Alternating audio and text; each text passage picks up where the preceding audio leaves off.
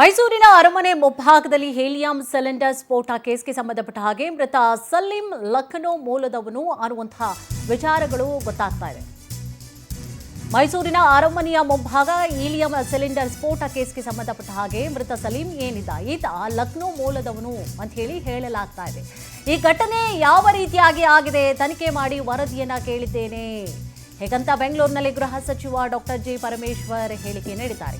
ಈ ಒಂದು ಪ್ರಕರಣವನ್ನ ಸೂಕ್ಷ್ಮ ದೃಷ್ಟಿಯಿಂದ ನೋಡಬೇಕು ಅಂತ ಹೇಳಿ ಸೂಚನೆಯನ್ನ ಕೊಟ್ಟಿದ್ದೇನೆ.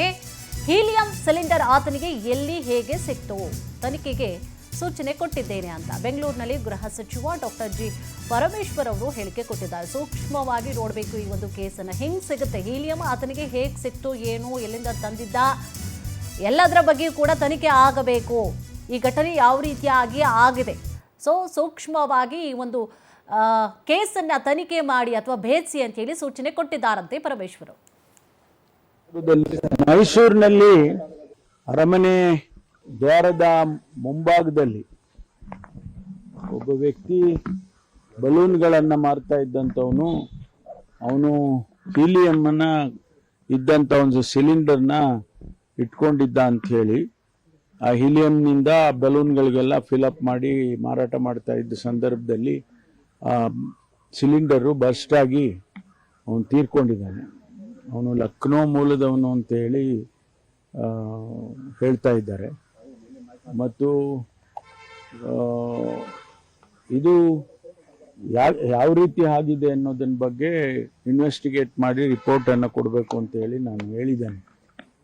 ಹಿಂದೆ ಇದೇ ರೀತಿ ಹೀಲಿಯಂ ಮಾರ್ತಾ ಇದ್ದಂಥ, ಇದು ಬಲೂನ್ ಅನ್ನು ಮಾರ್ತಾ ಇದ್ದಂಥ ಒಬ್ಬ ಹೆಣ್ಮಗಳ ಮೇಲೆ